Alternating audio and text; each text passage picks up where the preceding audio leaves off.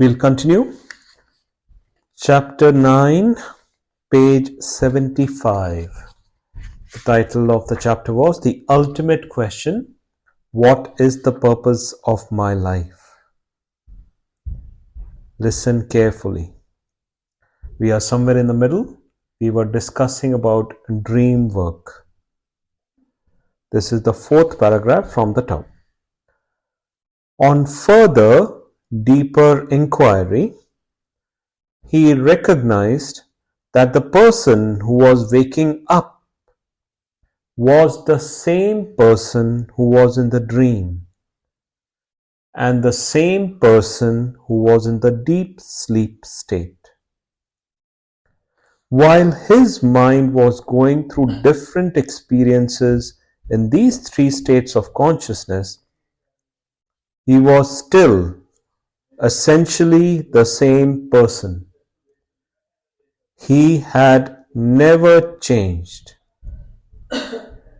Yet, through the presence of the consciousness principle in him, he had experienced change.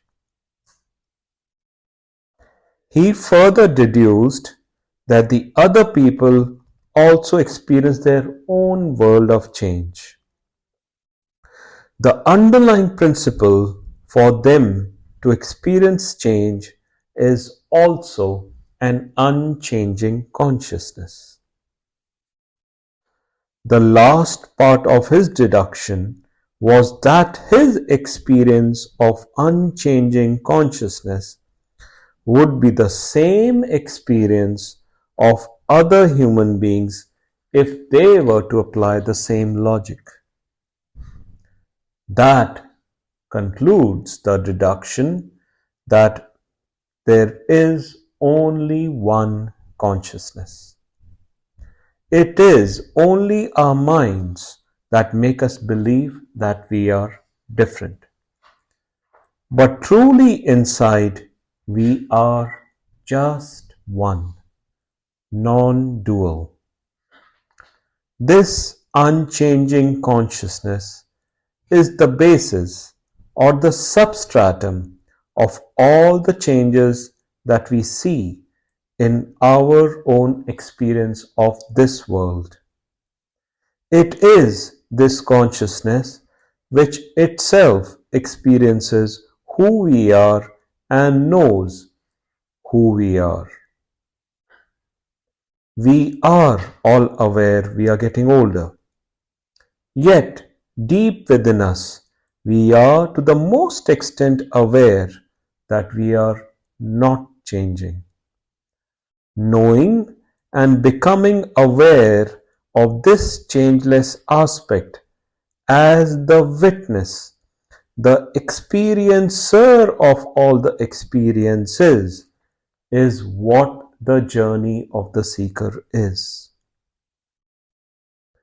The ancient sages also defined a fourth state of consciousness, which they experienced for themselves during deep state of meditation.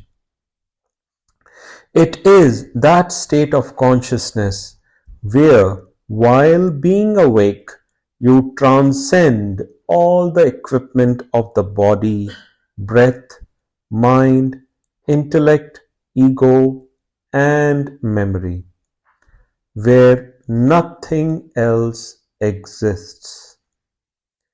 Yet it is the basis of life.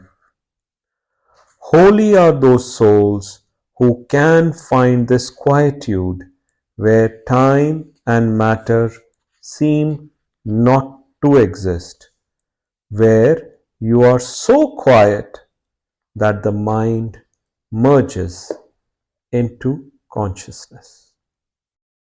We used this discussion today to go into a bit of contemplation mode, to recognize if it is at all possible for the untrained mind so far to experience the changeless self.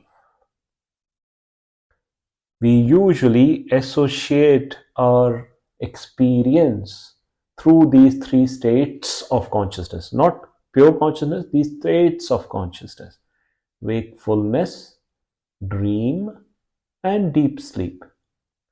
But using pure logic alone, we all can deduce that there has to be something which is changeless, that is the self, which has these layers of the body, mind, intellect, memory, and ego, which makes us feel we are having different experiences. And because of our habit of identifying with the body, mind, intellect, memory, and ego, we constantly do not go deeper into that state of consciousness, which is the true substratum.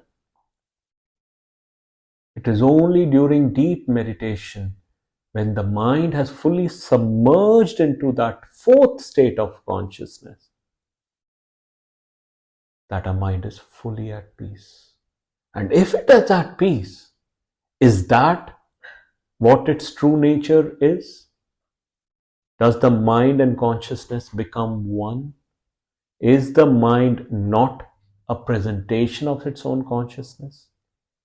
Questions to ponder upon further. The answer will come to you when the time is right, when you have done enough self-inquiry.